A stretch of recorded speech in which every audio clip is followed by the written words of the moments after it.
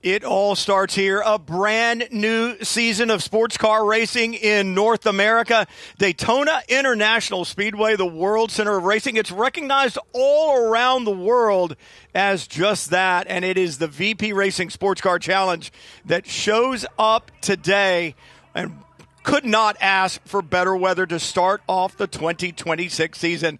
Welcome in, everyone. I'm Brian Till, along with Ryan Marine. We'll have the call for VP Racing Sports Car Challenge all season long. And Ryan, look at this sky. The Scouts are here, their annual jamboree that they have here every year, and this is going to be a good one. This series continues to grow and impress, and you look at the drivers who won championships in the past and where they are now, it shows this is where you want to be. It's a launching pad for a lot of young careers. We've seen that over the past few seasons, but it's also a destination for drivers that want to test out pro racing for the first time. Some of the same faces are back from last year, some of the same protagonists, but plenty of fresh blood into the series as well, which makes this an exciting time. No one quite knows what to expect in 2026. Most of all, the two of us. Yeah, absolutely. Cars are rolling out.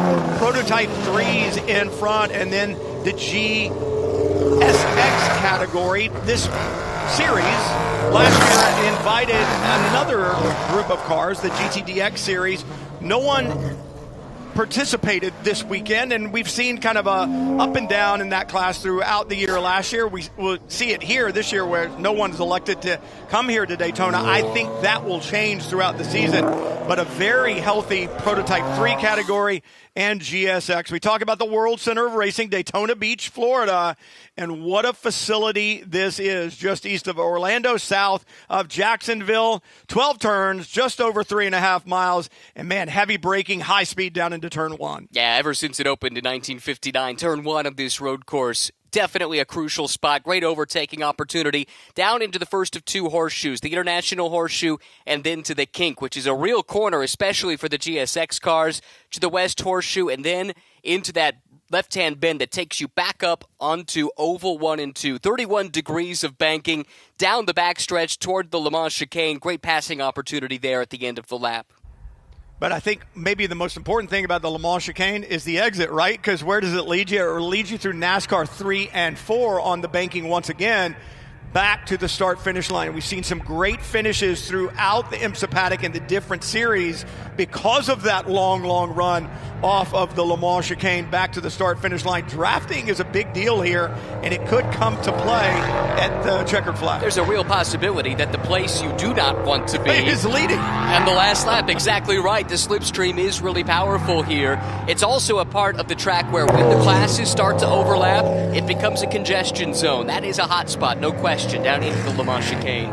See the starting grid on the left side of the screen and the different class colors, the P3 cars indicated on timing and scoring with that orange chiclet, I'll call it, and then blue for the GSX cars, and a great grid it is. It is, certainly so. You look at the crop of cars we've got here, new generation LMP3 cars mixed in with the previous generation of cars as well. In total, 10 LMP3 cars and then 12 in the GSX class built to global GT4 specifications. And you look at that grid right now, anybody stand out to you in the P3 category? Well, Oscar Tuno comes back with a lot of experience, didn't run a full season last year, didn't do these races last year, so it's not like he knows this track all that well, but he still finished fourth in points, won a couple of races despite only running a partial schedule. He starts on pole. That's an older generation car, but the Duquesne has been strong at this track in particular over the years. Hey, I'm going to give a shout out to Farhan Siddiqui there in the 87 in fifth. He is a competitor we've seen in the IMSA series on and off for the last couple of years, and his improvement,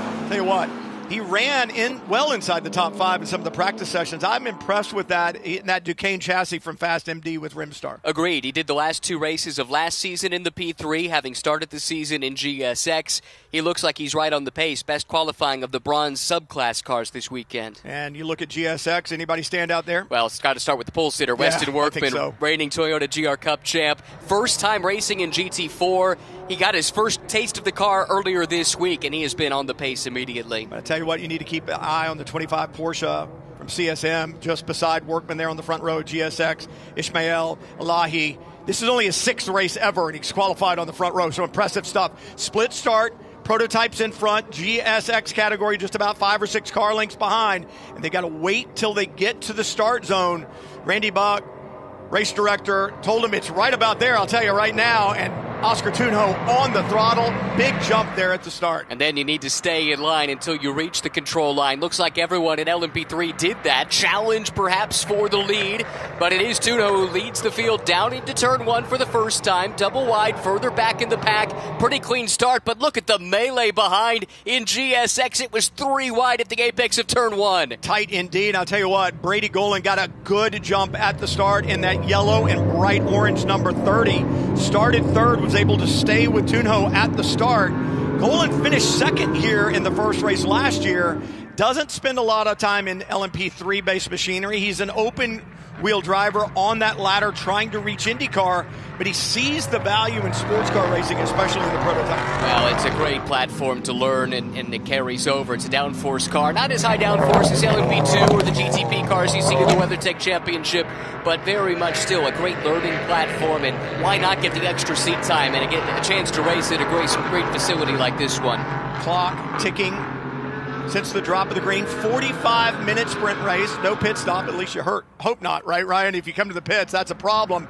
So you do need to kind of think, hey, I've got time to be patient. If I'm sitting there in third and I've lost that position at the start, I got to think about it as Danny Sufi and just go, hey, I need to be cool. I can get this position back. I got plenty of time. Don't burn down the tires doing it, though. You'll hear the drivers of the Duquesne chassis, that's first and third right now.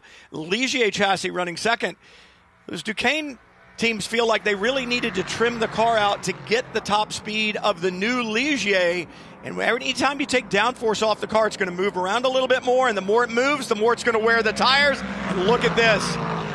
Golan looking to the outside into one. Exactly like you said, that car pretty slippery in a straight line and able to get to the flank of Tunjo. But Oscar very clever with his car placement, able to guard the inside line and force Golan the long way around. That wasn't going to happen there. Golan again, a lunge around the outside. Oh, big lockup from Tunjo, the leader, but he's able to woe it up.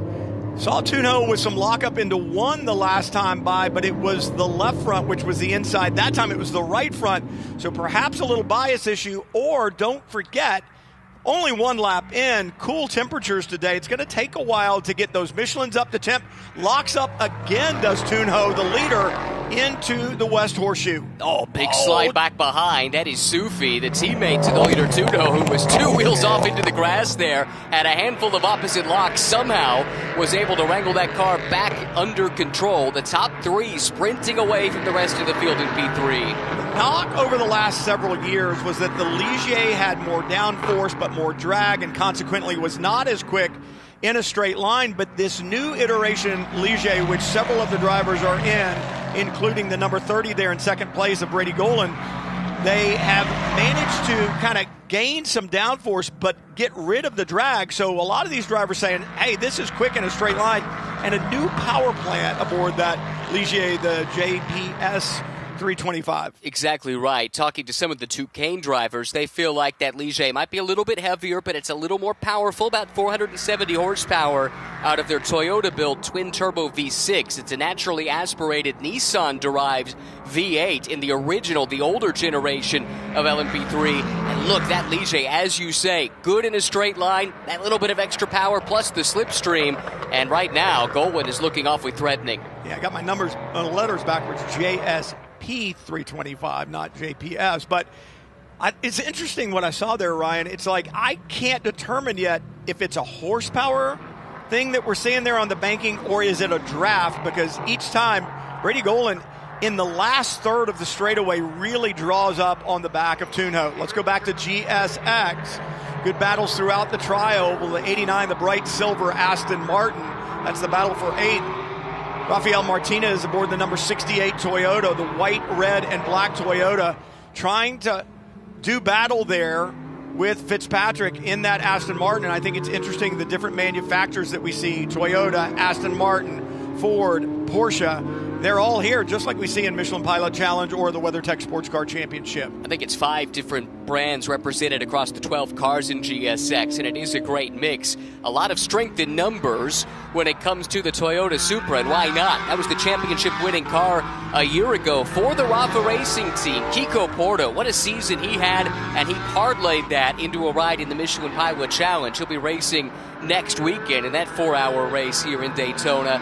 And right now, it's another Rafa team car, another Toyota Supra that leads overall, or not overall, but in class from pole position. Weston Workman might not be a household name yet, but that will change, I suspect. We talk about this series and the talent that's in it. Past champions, Bijoy Garg in 2023 in LMP3. He's in the IMSA WeatherTech Sports Car Championship. You look in GSX, Francis Seldorf, a past championship. He's in Michelin Pilot Challenge and WeatherTech. Luca Mars, a champion. Kiko Porto, a champion. They have all moved up the IMSA ladder. This is a stepping stone series, and I believe it's become even more so over the last couple of seasons. Now, Sean Quinlan, I tell you what, Quinlan aboard that orange and purple number 19 from Stephen Cameron Racing. He has come to grips with that Mustang very quickly, and he has been fast throughout the practice sessions and the qualifying sessions. Really good job by Sean Quinlan here at Daytona. The Mustang has been strong this weekend, not just here in VP Racing Sports Car Challenge, but also in the test sessions for Michelin Pilot Challenge. So there might be something to that. Just ahead of Quinlan, little challenge for position, and it looked like Courtney Crone was putting a move around the outside in her Carbon entered BMW. I'm not sure exactly if that position changed hands or not as we go back to the front of the field here in P3. And for the first time, it seems like Oscar Tuno has a little bit of breathing room. Golan, as strong as he was in the opening few laps, now slipping back a little bit and into the clutches of Danny Sufi. Well, and think about what we were just talking about earlier about if you had to trim your car out, if you're one of those Duquesne pilots and your team's going, look, if we're going to stand a chance in a straight line, we've got to take some downforce out of that. We saw both Oscar Tunjo and Danny Sufi, the 1 and the 11, first and third right now, those cars really dancing around in the opening laps. And I kind of feel like it probably took another lap or two for the tire to come in and the car to really find its balance. Now that it has, we'll find out what Oscar can do with it and whether Danny Sufi can begin to really put pressure on Golan. Bad luck for one of the newcomers to the championship, Jeremy Sifford, shown in the pit lane. And as we talked about earlier, there are no planned pit stops in this race. And he's a multi-generational driver, grandson of Seppi, Joe Sifford, who won the Rolex 24 back in 1968.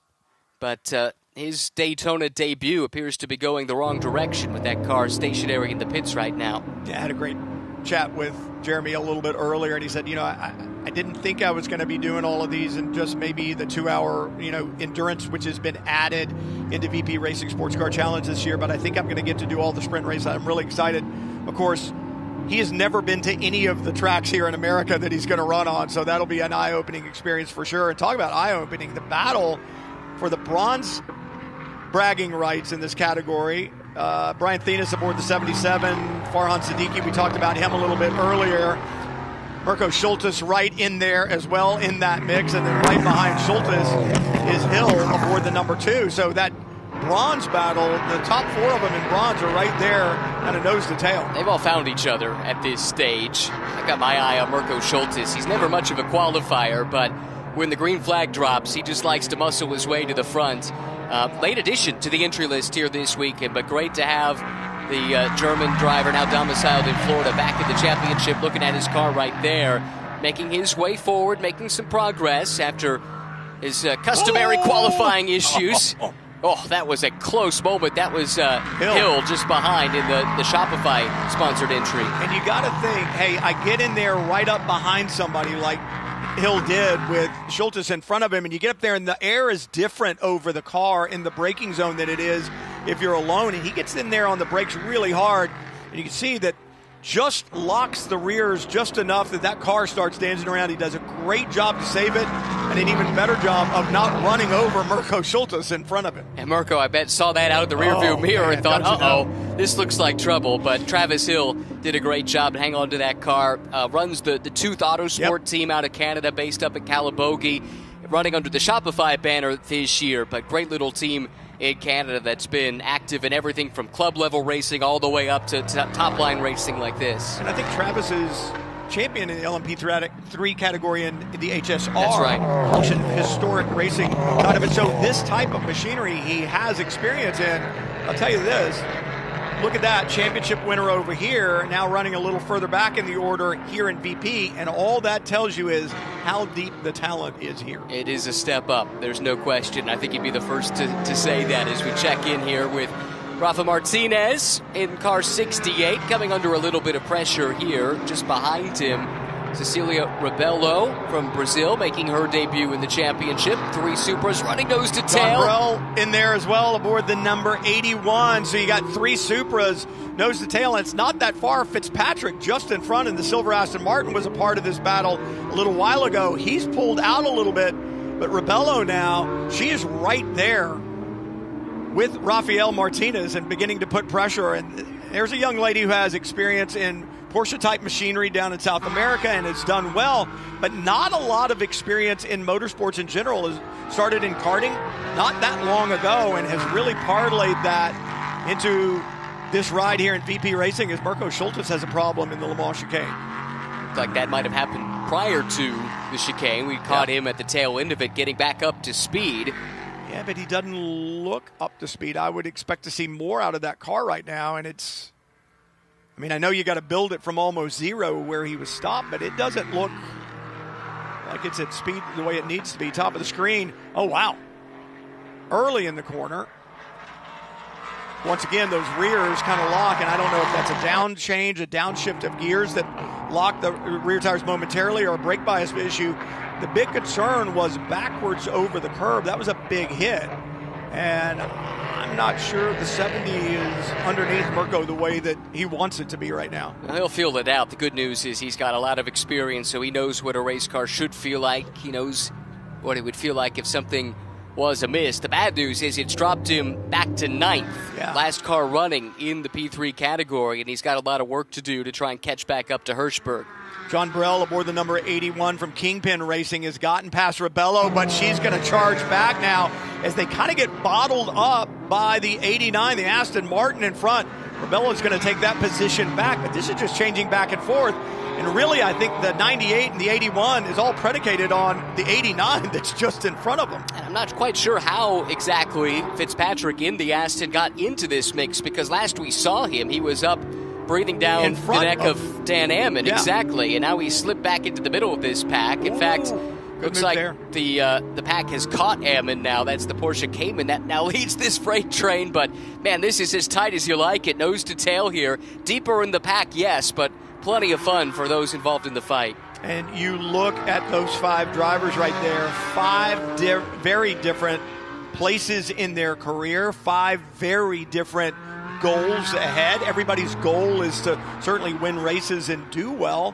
But for Rafael Martinez, who leads the Rafa Racing Group, he's in this both from a business standpoint and from a personal enjoyment standpoint. For Cecilia Rebelo, she wants to be a professional race car driver, right? So 2 very different places in their career. John Brell the same, Fitzpatrick the same. So everybody kind of has a different goal. It's to finish well, but what's the long-term goal? It's an interesting melting pot because, as we talked about in the Open, for some this is a destination just to get to race here at Daytona, to race on an IMSA weekend. That's a victory in and of itself. But for others, this is viewed as a starting point, trying to get to the next thing in the career.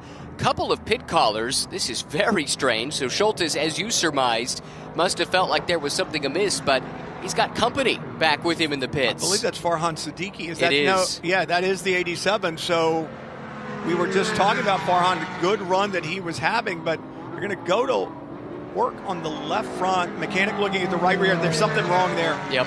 That right rear had a lot of movement to it. When you saw the mechanic grab that tire and kind of shake it back and forth, it moved, wobbled freely, and it looked to me like suspension, not like a loose lug. Well, one thing that was new last year was the reprofiled Le Mans chicane with all the extra curbing that was put in there.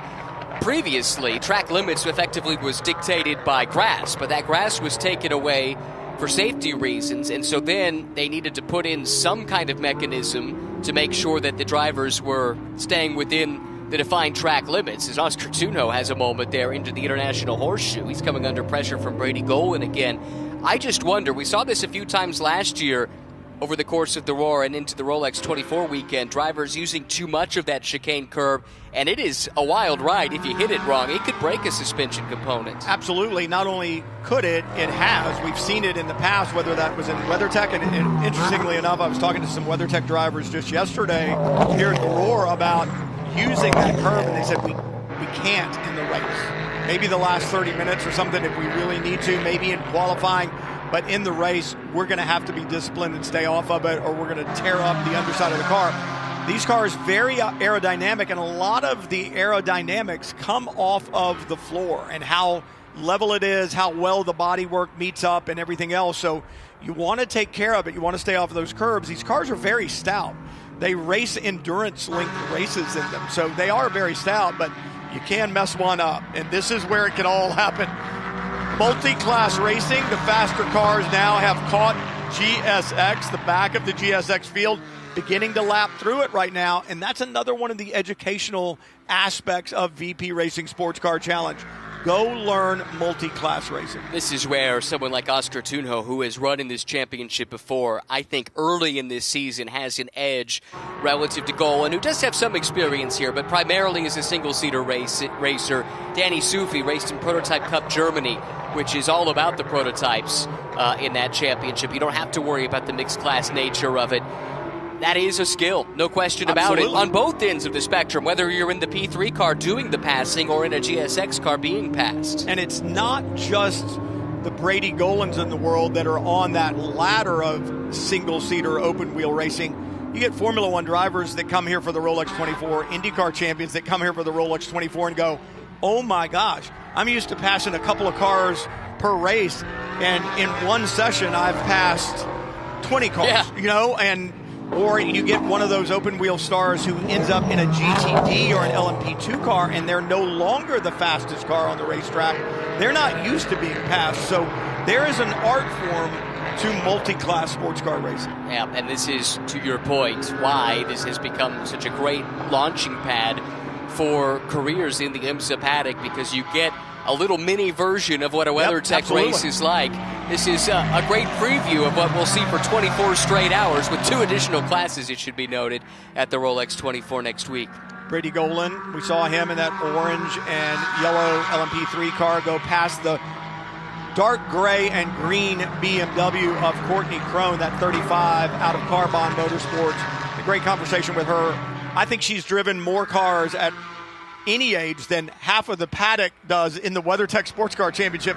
She's driven vintage cars, motorcycles, dirt cars, sports cars, single-seaters, you name it. She's driven it, but she said, this is what I really want to do. And look at this. This is a battle for the lead overall through the tri-oval. This started back in the chicane. Traffic. Yep, Tunjo got caught behind Sean Quinlan. Nothing Sean did wrong. He was running his line, but you can't go too wide without taking an obscene amount of risk through that part of the racetrack. Just enough pace in that Duquesne for Tunjo to hold off the challenge there from Golan. But it goes to show, you catch that traffic at the wrong time, and a lead that previously looked pretty comfortable disappears just like that. Go back to the LMP2 win at the Rolex 24 a couple of years ago. It was a photo finish for that exact same reason. A little hiccup in that Le Mans chicane gave a run to the line, and the car that was second coming out of the Le Mans chicane was wearing a Rolex. The drivers were wearing Rolexes about 45 minutes later, so impressive stuff. You've got to learn how to use it. Now that battle's settled down a little bit. I was talking about Courtney Crone, though, and she says, I really want to do this. I want to settle down. I've driven so many different things. I want to focus, and this is where I would like my home to be. Hopefully I can run the whole season here, and there's nobody better to do it with than Steve Dinan there. It's a great team, and their success at various levels of IMSA really speaks to that. Courtney just dropped a spot to Jim Johnson a moment ago from 5th to 6th, but still having a nice run.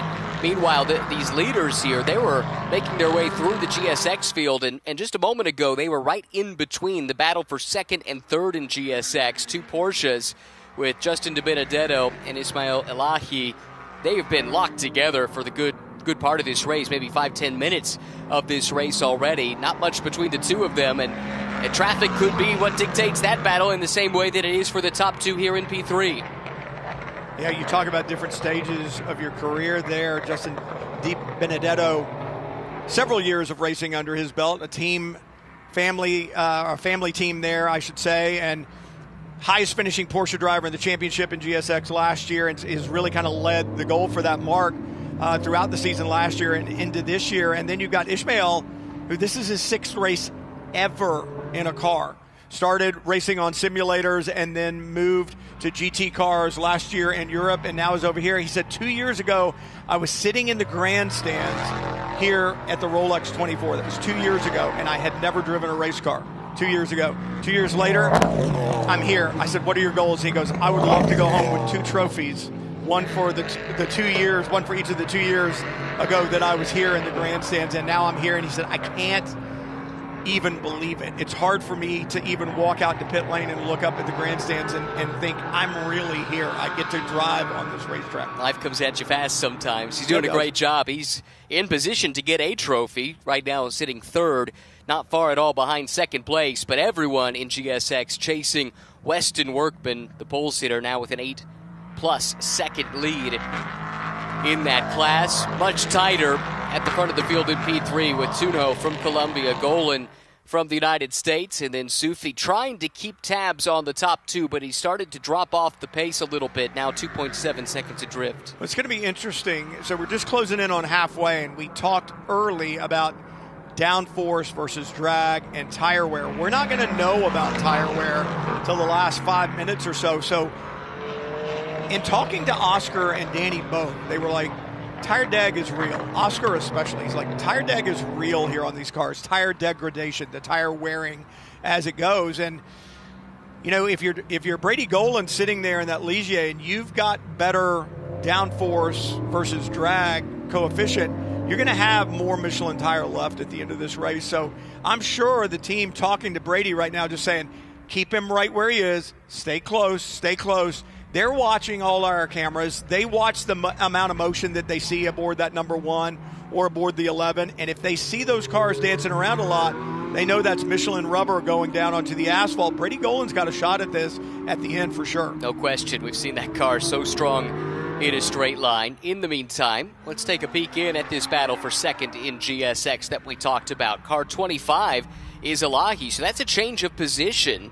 Ismail, big slap of oversteer there. Did a great job to catch it, but he has been able to get around Justin Di Benedetto. Di Benedetto trying to come back. That's the orange and blue Porsche Cayman, but Elahi covers him off. Really good work by the young driver without nearly the experience of Justin. And a great drive off of turn 6 for Ismail Elahi. Great drive. You saw the car just leap off the corner.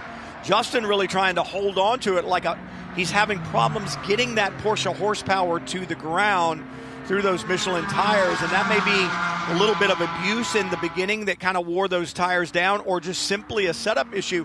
I was really, really interested to watch Elahi in this race. As I said, only a 6-car race ever, a lot of time on the sim, but racecraft in the sim and racecraft in a real car are different, and he and I talked about that. And I'm looking at the lessons that he's learned, and this is impressive. It is. I'll tell you, I had a long conversation with his team boss, Matthias Zabak, the C in CSM, Zabak Simpson Motorsport, and he was so excited about the upside of this young driver. Really feels like they've got someone with a lot of potential here. Very raw, as you said, plenty of experience on the sim, but not much in the virtual or in the physical world. Raced in GT4 European Series a little bit last year, a little bit in Porsche Sprint Challenge Germany, but not much at all to draw from, and yet here he is sitting 2nd in a pretty competitive field. Well, and this is where that sim stuff comes in. If you had asked me 5 years ago, I would have said, it's worthless. Yeah, the high dollar sims that the manufacturers use, obviously you can get data from that and so on and so forth, but I'm not sure of the rest of it. And a problem there for the 81, that's John Brell, drops a wheel there. It must have had a problem in 1, but I was involved with a program called Racing Prodigy in the Prodigy Racing League, where they took drivers from the sim world and put them in cars. And I originally said, I hope you guys have great insurance or a bucket full of money, because these guys are going to tear stuff up, and they didn't tear anything up. And it was so impressive, and talked to some of the drivers who race at a professional level in the sim world, and they said, Brian, hey, in the sim, when we go from the sim to the car, we get additional feedback. Let's see if we can find out what happened to John Brill down in turn 1. Tries to make a move on Martinez, and it looks like he just kind of runs out of room on the inside, or perhaps tries to lean left a little bit, drops that wheel in the dirt. Not sure there ever was a full car width opening to the inside of Martinez there, and Rafa certainly didn't make it easy on John, but good news is Braille's able to continue on. But what I was saying is you step out of the sim, and when you step into the car, you get additional information. If you take a driver who's only driven in the real world and you put them in a sim the first time, you're taking things away from them. Right. You're taking away those longitudinal and lateral Gs, that feel for the car that they can't have anymore. One of the sim drivers, one of the professional sim drivers said, we understand yaw and slide with our eyes because we can't feel it in our seat because the sim doesn't move, right? So they are playing it at a different game with some handcuffs on. And then when they get in the car, they get that additional information. And what I have found is that if you can do well in a sim, you can adapt pretty quickly to a car. So if you're sitting at home working on your sim, keep working on it, keep digging, and maybe you'll have an opportunity behind the wheel of a car at some place like Daytona or any racetrack and just apply those skills because it is applicable. It's not far-fetched anymore to think that there could be a world champion down the road that got started on the sim and maybe only got to cars later in life. I mean, at this point, the manufacturers take it seriously, the teams take it seriously. This was proven 20 years ago. Lucas Ordonez won the GT Academy that Nissan put on, and that was off of a PS2 or PS3 version of Gran Turismo. Nothing near what's available what you have at home today. Exactly. So I think at this point, it's been established. If you are good on the sim, a lot of those traits carry over into the real world. There's still an adjustment process. It's not direct one-to-one, but it is a viable place to start a racing career now. I'll tell you what, this battle up front, we talked about it. It's going to heat up. It's going to get hotter and hotter, and it already is with just under 20 minutes to go. Oscar Tuno with the lead, Brady Golan in second, Danny Sufi in third, and then you go back to GSX where Workman leads there handily, but the battle for second between Ismael Elahi and Justin Di Benedetto it's been working this way. Elahi's gotten the best of it, but Di Benedetto has not let him get away. I will say this, it used to be an 8-second lead for Workman. It's down to 5. I'm not exactly sure what caused that, but second and third have either upped their pace or Workman backing off a little bit, possibly. Well, he did stretch it out by a second on that last lap. Think about what happened here last year to the lead Toyota. Sure. They ran out of fuel. I remember. I talked to him about that. Kevin Conway was like, he and Tony Ave both, who oversee this operation, were like, yeah, we're not going to be short on fuel. Poor Steve We Clements. weren't last year, but we're certainly not going to be this year. We know what happened last year. Closing down, Di Benedetto is on Elahi, the number 4 Porsche, beginning to put more pressure on Elahi aboard the 25 just in front, and they have been tied together here for the last several laps. There's Weston Workman, and I don't use this term a lot when I look at young drivers. There are some young drivers who are good, really good. Weston Workman certainly fits into that category, but I'll also use the word special because I think he's got the whole package. He's not just good in the race car, he's good out of the race car. He understands the business aspects of it. He is a polite young man. He is a smart young man. And you put all of that together in this package. His parents have been at every race that he's been at over the last 9 years. There's always one of them there. He said he's got a race coming up where it'll be the first time that they're not going to be able to be there. But they have raised a really remarkable son, and he's proving his worth both in the car and, like I said, he's delightful out of it. He gets the whole picture, and when you have that, you've got something special that you can take forward. And I think there are manufacturers, especially Toyota, who notice that. Yeah, they like what they've got, I think it's safe to say, in Weston Workman, and I will wholeheartedly co-sign on everything you said. I think the thing that he got midway through last season is the confidence and belief. Yes, I agree. He had all of the other things, but it took him a while to unlock the potential. He finally got that win midway through the season in GR Cup last year, and once he started winning, he just didn't stop. He didn't stop. Clinched the championship with a few races to spare. Also ran a season in MX5 Cup here in IMSA last year, so he knows this track as well. which is beneficial. And I love the fact he also raced in the Martinsville exhibition race for those MX-5 Cup cars back in the fall. Finished runner-up in that race for BSI Racing. I think he's doing the Daytona MX-5 race. I believe you're correct, yeah. Think about this when you talk about Toyota, though. You've got Weston Workman, right, that's there, won the Toyota GR Cup Championship, obviously in a Toyota here. Kiko Porto, who won the championship last year, so look at that. Tyler Gonzalez. And you start looking at these champions, these young champions, and they're all kind of in the Toyota house right now, under the Toyota umbrella and the tutelage of Kevin Conway and a lot of those guys at Rafa Racing, Tony Ave and all that.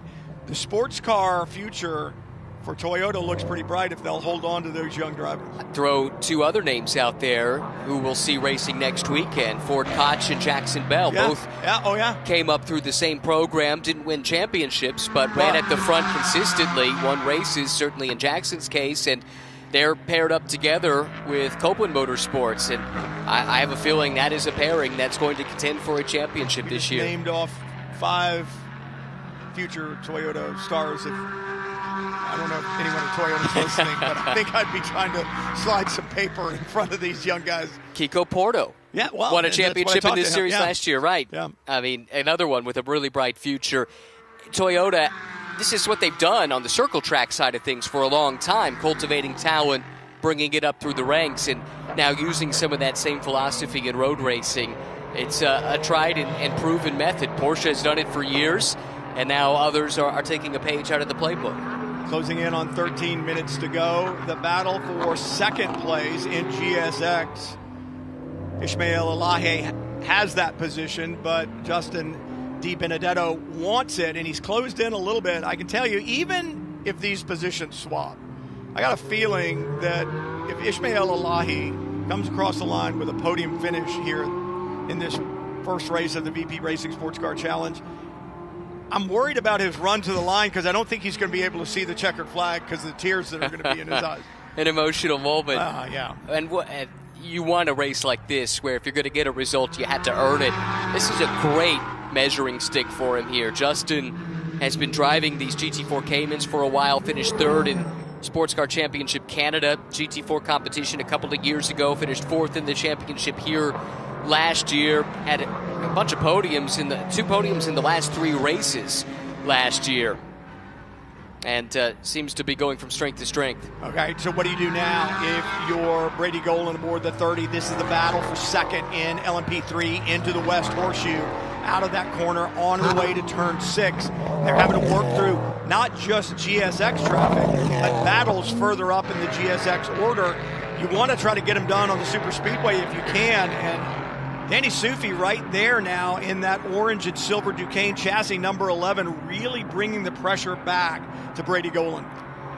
This Gebhardt team knows how to find some talent, don't they? When you think about some of the names they brought over to race in this series the last few years, and Danny Sufi might be another one.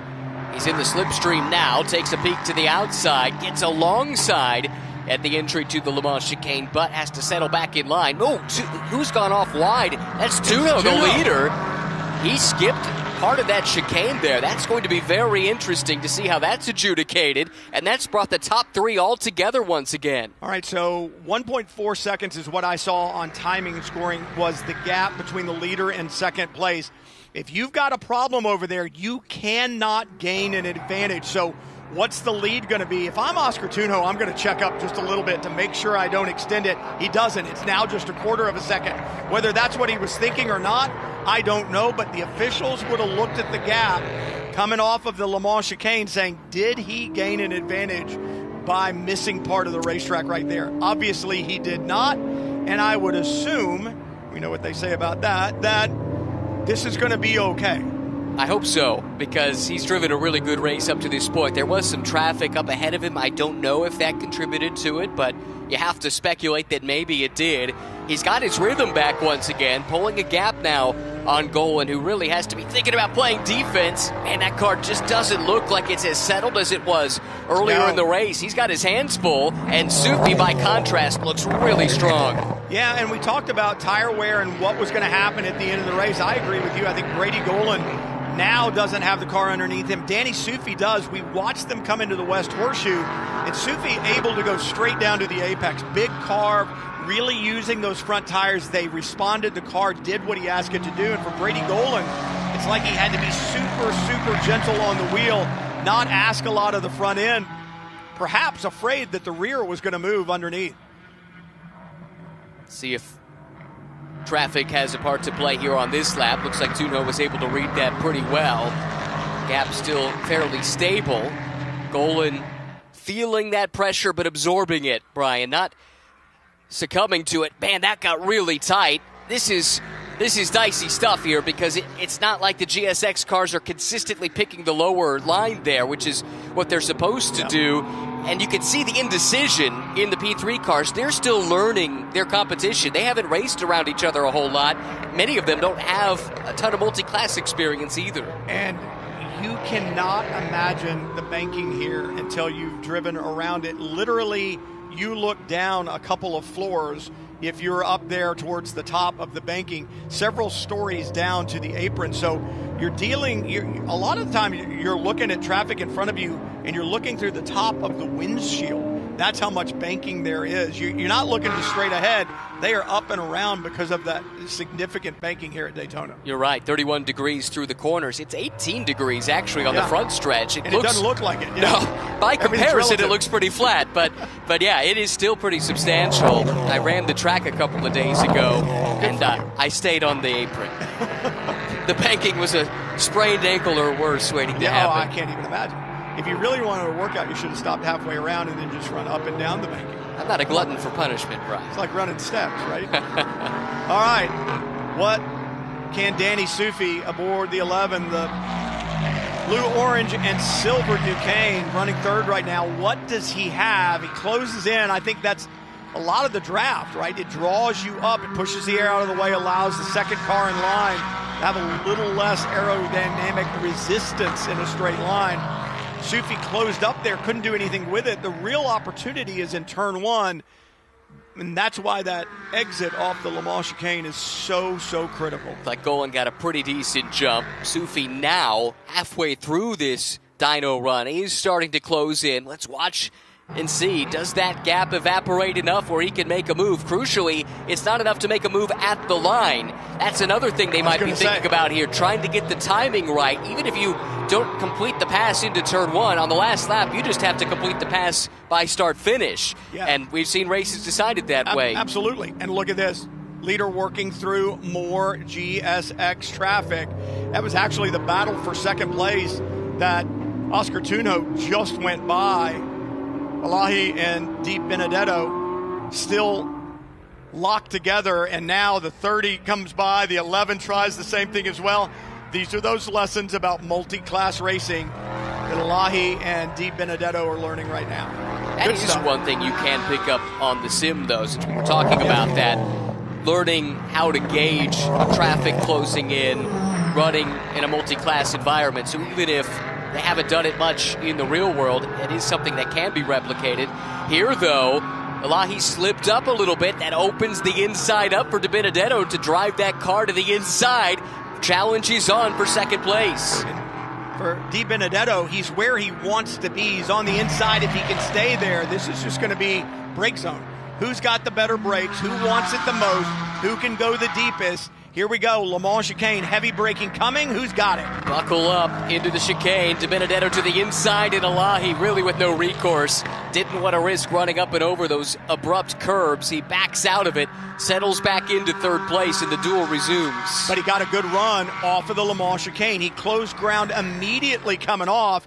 What can he do with it as they head to turn one? Might have compromised that entry in order to get the run at the exit. You want it? Yeah, go right ahead. Take it right now. I'm going to see what I can do with it as we come out. And now he's there. He's got the draft working in his favor there.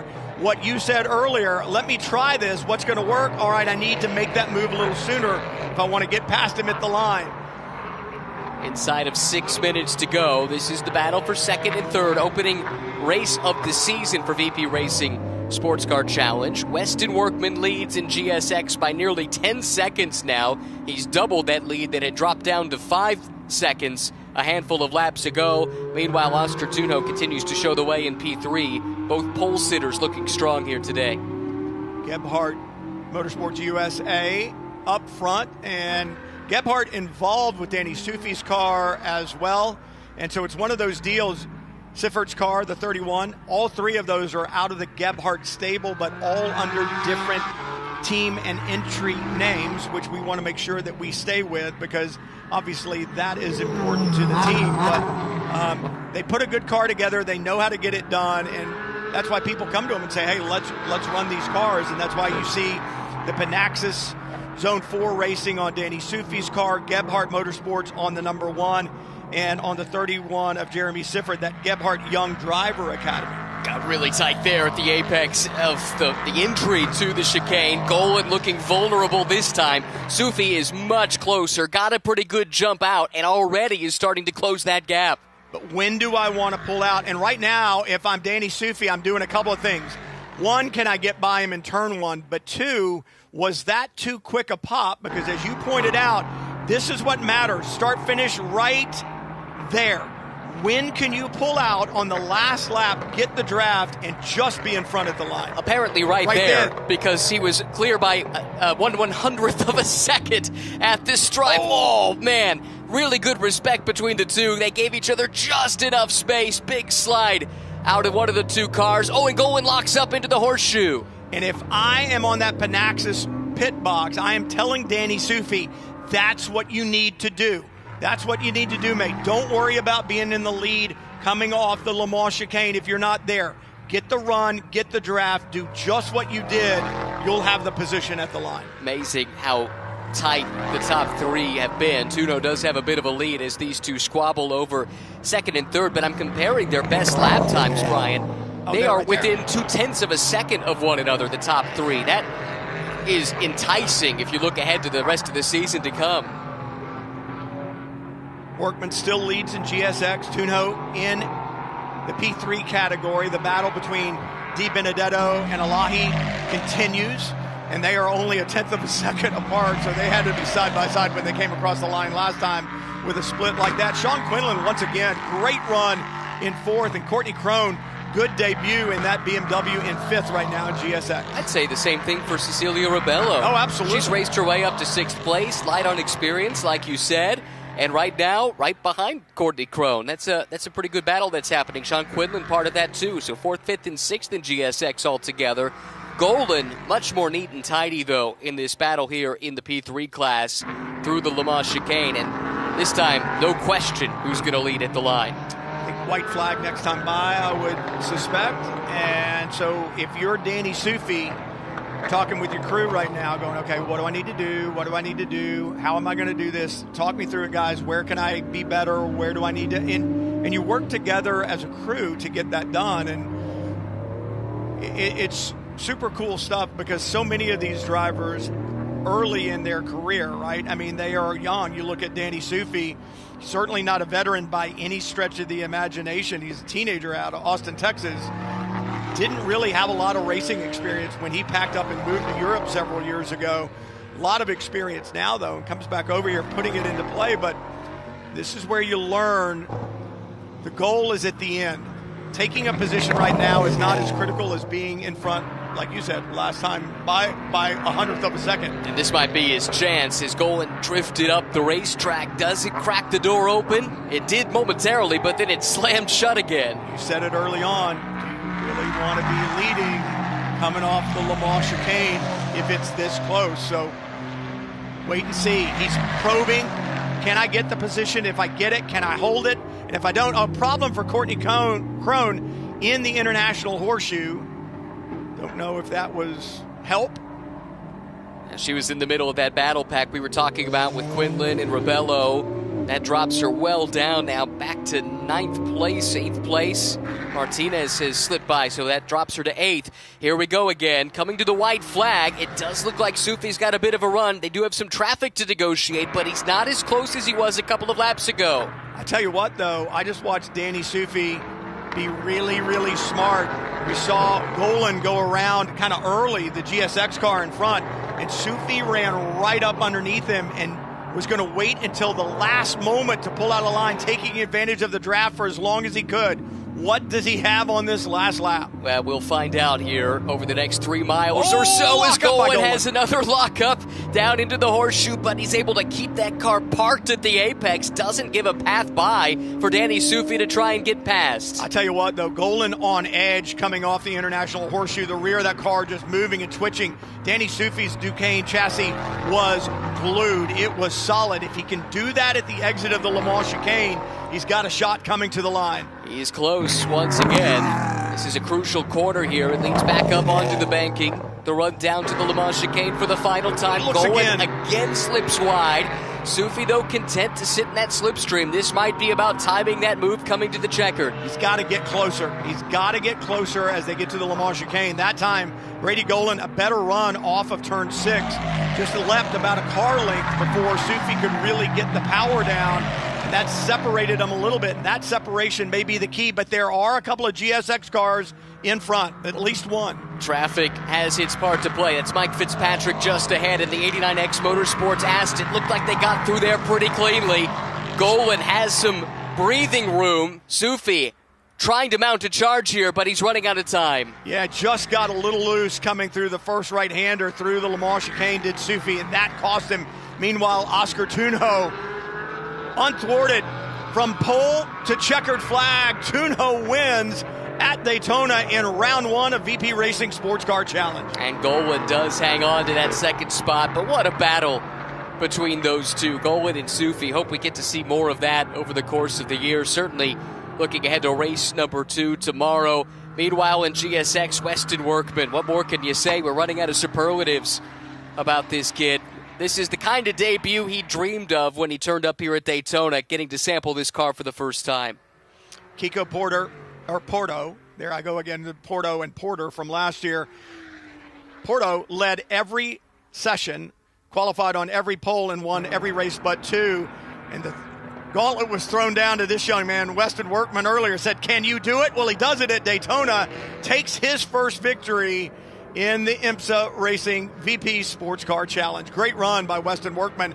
And this battle here to the line, as I said, I was worried about Ishmael being able to see. He finishes second, and that is going to be big, big emotion for that young man. That position changed on the last lap. That was fantastic between the two of them. Same machinery underneath them. Big difference in experience, but man, that is fantastic. Looking ahead to what's to come later on this year.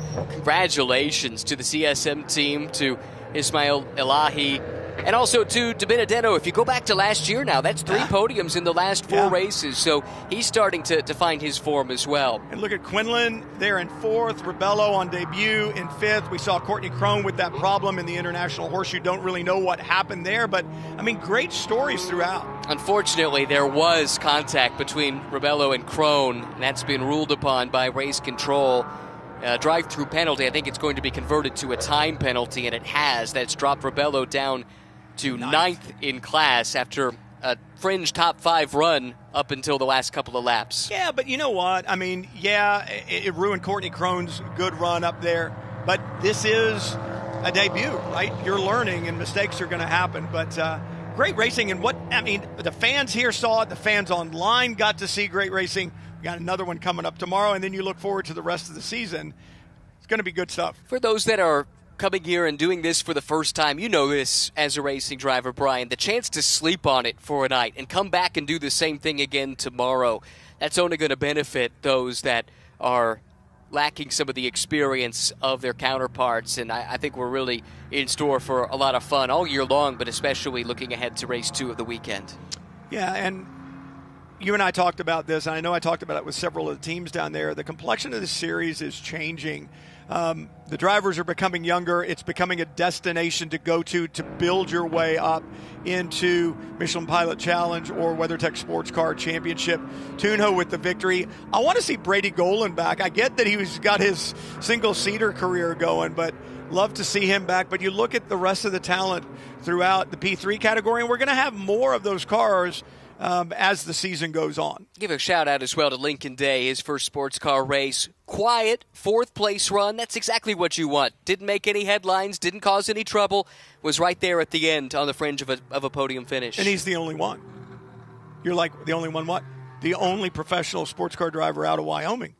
So, he's got that going for him, too. And then you go to GSX where the results there, like I said, emotional day. I'm sure for Weston Workman, too, right? Massive. Comes off the GR Cup Championship, gets this opportunity, makes the best of it. He's got big pressure on him, right? Because the last guy that sat in that seat was pretty darn quick. Yeah, Kiko Porter won the championship in dominant fashion, and that's what Weston has to try and live up to. But I do imagine a weight off his shoulders. Remember how long he had to wait to get a GR Cup win? Yep. No waiting around this time. He got it done nice and early. Ishmael Elahi doesn't come from means. His family owns a service station.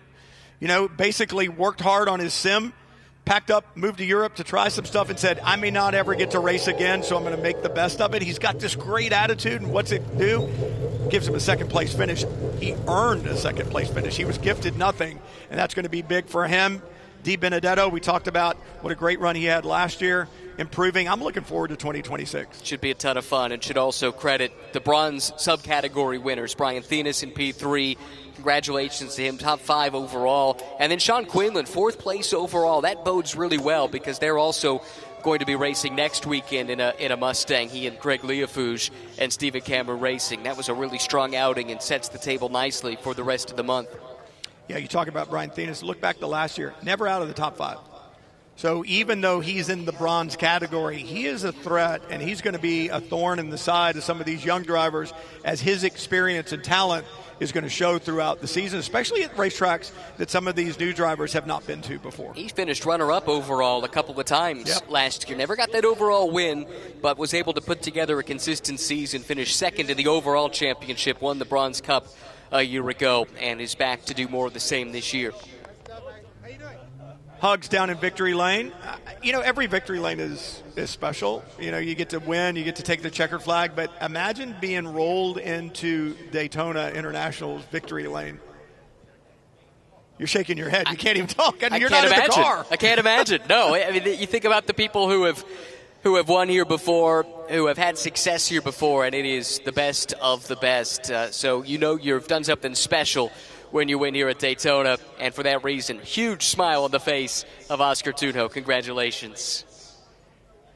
Oscar Tunjo, big smile, and why would you not? Babindum there to congratulate as well.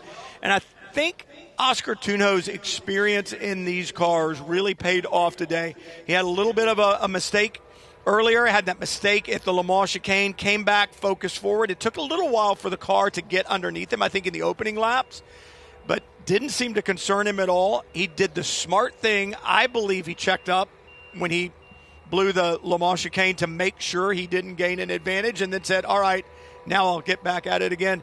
That shows his experience and his headiness as well as his speed. Yeah, a lot of maturity there from that young driver. And then Weston Workman, he's got the smile on his face. First race in a GT4 car, and it's a win. Yep, absolutely. You're going to hear a lot more from that young man, 21 years old. And, that's quite a find for the Toyota family for sure. And he'll continue to ply his trade. And I don't think this is the last time we're going to see Weston Workman. The good thing is he's old enough to drink champagne now in victory lane. Some of these drivers are not. A look back on the first race of 2026. Mirko Schultes had a spin. That cut his day early. Might have suffered some damage in that. What a fight it was. Oscar Tunjo first fighting with Brady Golan, and then later Golan was in a battle with Danny Sufi. This was that fight coming down to the wire. And there's the contact that cost Courtney and Cecilia dearly. Great racing throughout VP Racing Sports Car Challenge. Tunjo takes the victory in P3. Workman in GSX, and we'll do it all over again tomorrow. Make sure you join us. Another VP Racing Sports Car Challenge race from Daytona. Ryan, what are you looking forward to? More of the same, Brian. Let's do it again. More of the same. We will do it again tomorrow, and the weather should be absolutely perfect, just like it was today. Make sure you join us here at the track or online. We'll see you then.